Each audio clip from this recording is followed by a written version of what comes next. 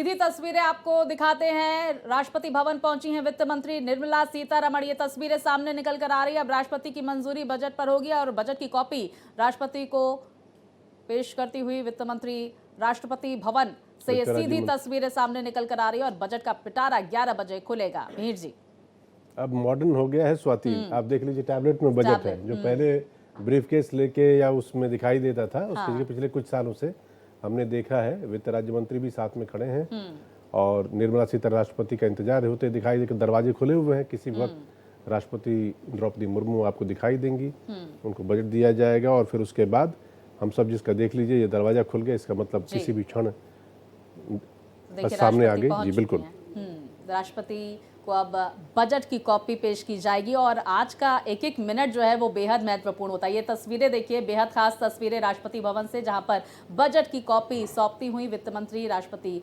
द्रौपदी मुर्मू को नजर आ रही हैं और उनके चेहरे की ये जो खुशी है वो ये नजर दिलाती हुई कि भाई महिलाओं को, मीर जी, लग रहा है महिलाओं के लिए इस बार बड़े ऐलान हो सकते हैं बजट में। जी बिल्कुल, हम भी उम्मीद कर रहे हैं कि महिला नहीं बल्कि देश के लिए, जैसा मैं सुबह शुरू से बोल रहा हूँ कि इस बजट को आप 2026-27 के बजट के हिसाब से मत देखिए या एक साल के बजट मत देखिए। ये एक तरह से उस रोड मैप को मजबूत करने वाला बजट है जो 2047 के लिए, जो विकसित भारत की बात हो रही है, जिसके लिए तमाम कोशिशें हैं, ये उसी का एक हिस्सा। इसको समझ के चला जाए तो बेहतर होगा।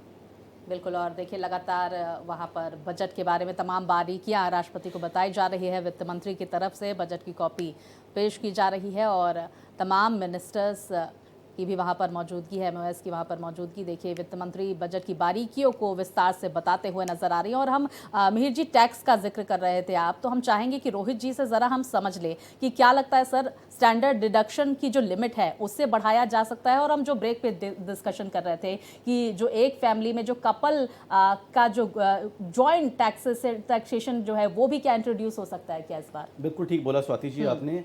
इस बार स्टैंडर्ड डिडक्शन में के बढ़ोतरी की पूरी उम्मीद है।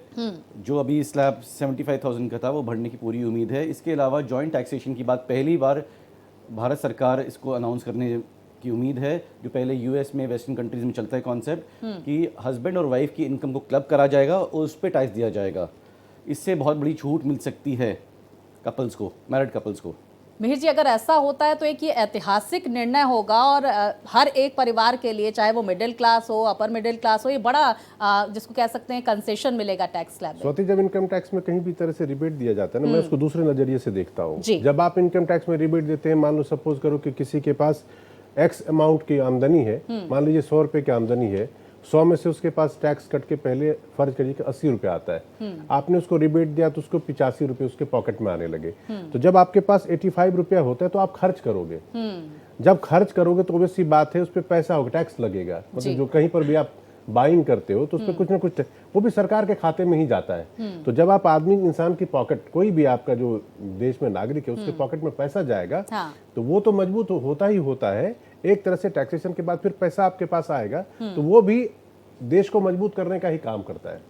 बिल्कुल, और देखिए क्या ऐलान होता है 11 बजे पता चलेगा। और हर्षल जी भी लगातार हमारे साथ बने हुए हैं। हर्षल जी, टैक्स में बड़े बदलाव किए जा सकते हैं, इस तरह की उम्मीदें जनता जनार्दन लगा रही है। हालांकि उम्मीदों पर वित्त मंत्री कितना खरा उतरती है 11 बजे पता चलेगा। आपको क्या उम्मीद है इस बार के बजट से? देखिए मैम, जिस इंडस्ट्री से हम बिलोंग करते हैं वहाँ पर GST एक बहुत मेजर रोल प्ले करता है, जो इनडायरेक्टली टैक्स ही होगा।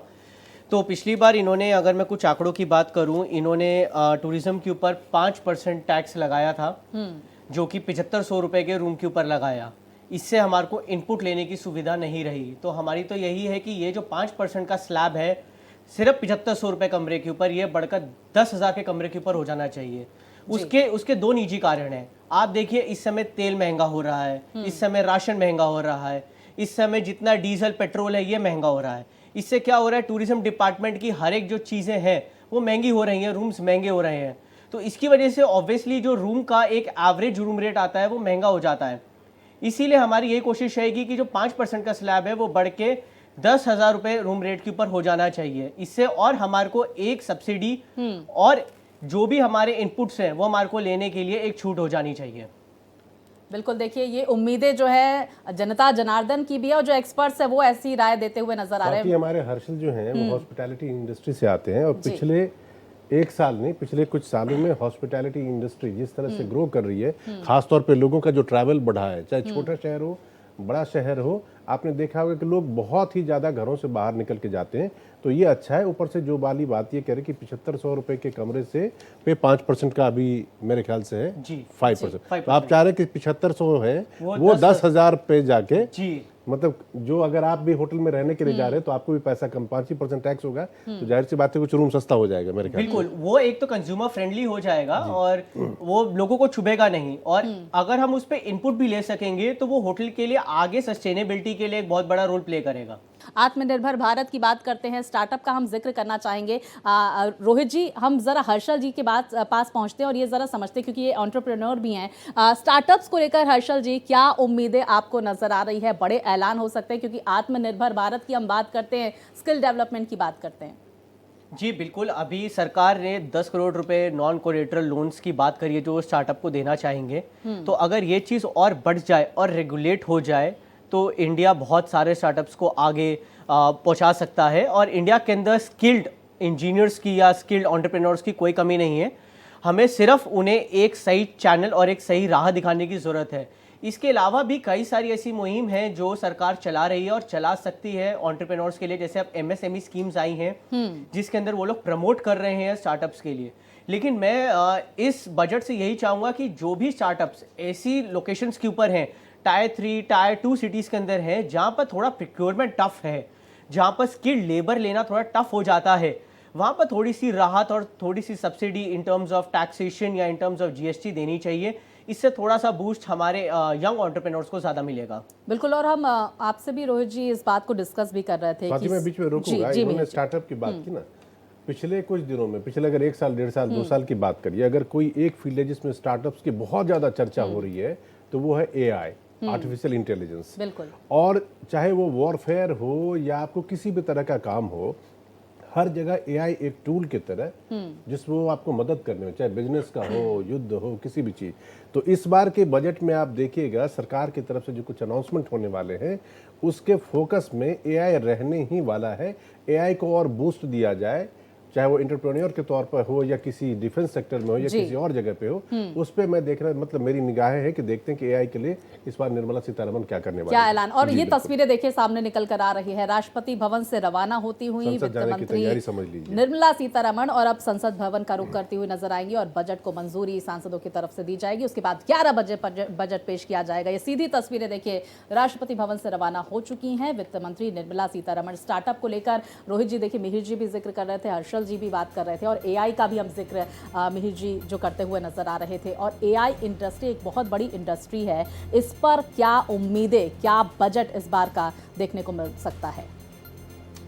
देखिए, AI सेक्टर को तो बहुत बड़ा बूस्ट सरकार को देना ही पड़ेगा। आप देख रहे हैं कि वर्ल्ड में इतनी बड़ी बड़ी AI कंपनीज बन गई हैं। भारत से कोई टॉप 10 में भी AI कंपनी नहीं है। चाइना बना रही है, US बना रही है, वेस्टर्न कंट्री सब बना रही है। Indian ecosystem for startups and AI को बहुत बड़ा बूस्ट देना पड़ेगा।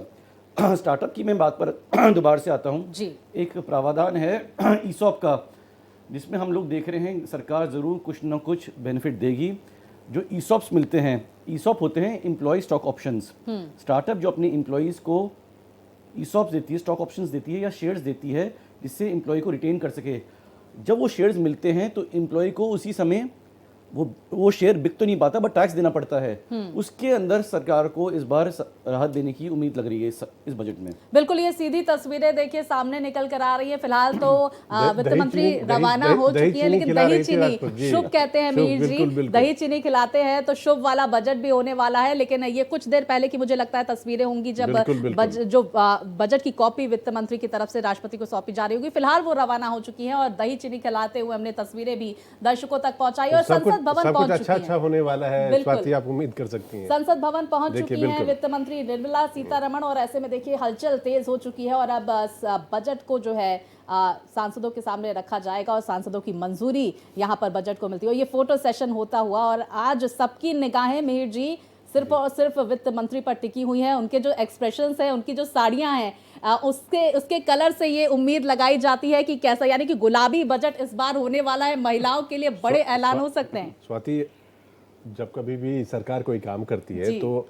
दुनिया के देखने का नजरिया और चश्मा अलग अलग होगा। जो पॉलिटिशियन होंगे वो देखेंगे कि उनकी साड़ी का कलर क्या है। बिहार का चुनाव था तो क्या वो जो मिथिला पेंटिंग वाली साड़ी होती है, अब की बारी बंगाल का चुनाव है तो क्या बंगाल की साड़ी पहन के, बहुत सारी चीजें अभी आपको निकल के आएंगी। और खास तौर पे इस बार मैं वो भी देखने के लिए बड़ा इंटरेस्टेड हूँ कि बंगाल में चुनाव है तो क्या सरकार जो बजट का ऐलान कर रही है इसमें बंगाल सेंट्रिक कुछ दिखने वाला है या नहीं, और दिखने वाला है तो कहाँ, कितना और किस डिग्री तक दिखेगा। बिल्कुल। और फिलहाल ये तस्वीरें संसद भवन के बाहर से सामने निकल कर आ रही हैं, जहां पर वित्त मंत्री की तरफ से ये फोटो सेशन में हिस्सा लिया जा रहा है। और इस वक्त हर किसी की निगाहें वित्त मंत्री के हाव भाव पर, उनके एक्सप्रेशन पर, उनके कपड़ों पर, और क्या ऐलान 11 बजे वो करती हैं उस पर पूरे देश की निगाहें टिकी हुई हैं। और जिस बात का हम जिक्र कर रहे हैं एआई के क्षेत्र में, और भी तमाम ऐसे क्षेत्र जिसमें बड़े बूस्ट मिलने की संभावना जताई जा रही है। और ये देखिए टैबलेट आगे दिखाती हुई, ये लाल पिटारा आगे दिखाती हुई वित्त मंत्री की ये तस्वीरें। मिहिर जी, टैबलेट यानी कि मॉडर्न कह लीजिए कि जमाने के साथ कदम ताल करते हुए जो आगे बढ़ना होता है, ये उसी का एक तरह से सिंबल है जी। बिल्कुल। तो देखिए ये तस्वीरें संसद भवन से संसद भवन पहुंची वित्त मंत्री निर्मला सीतारमण, और लगातार हम कई बातों का जिक्र करते हुए नजर आ रहे। रोहित जी, हम कह भी रहे थे और हमने देखा कि हाल ही में जो अश्विनी वैष्णव है केंद्रीय मंत्री, उनकी तरफ से एआई समिट का जिक्र किया गया है। यानी एआई के क्षेत्र में जो भारत के जो कदम हैं, एआई की मैन्युफैक्चरिंग से लेकर हर एक चीज़ जो भारत में हो, इंडिया एआई इम्पैक्ट समिट का जो है उसकी तैयारी चल रही है, और स्वदेशी एआई मॉडल लॉन्च करने की उम्मीद जताई जा रही है। तो जाहिर तौर पर एआई के क्षेत्र में जो हम डिस्कस कर रहे थे, बड़ी संभावनाएं हैं, और भारत जो है अब एआई के क्षेत्र में काम, सेमीकंडक्टर के क्षेत्र में काम करता हुआ आगे नजर आएगा। बिल्कुल ठीक बोला आपने। एआई के ऊपर जो R&D होगी उसमें बहुत बड़ी उम्मीद है इस बजट में कि उसमें टैक्स की छूट मिलेगी।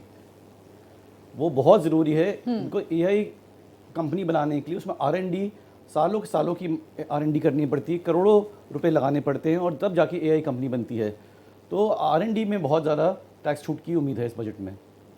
बिल्कुल। तो देखिए उम्मीदों का बजट, और हर एक क्षेत्र में बड़ा बूस्ट मिलने की उम्मीद जनता जनार्दन को है, हम सभी को है। और 11 बजे मिहिर जी जब ये पिटारा खुलता हुआ नजर आएगा तो क्या ऐलान, क्या घोषणाएं होती है टैक्स स्लैब में, और महिलाओं के लिए क्या घोषणाएं की जाती है। आपने जिक्र किया बंगाल चुनाव होने वाला है, तमिलनाडु और भी जो दक्षिण के क्षेत्र है वहां पर भी चुनाव होने वाला है, उनको लेकर क्या घोषणाएं होती हैं, ये देखना महत्वपूर्ण होगा।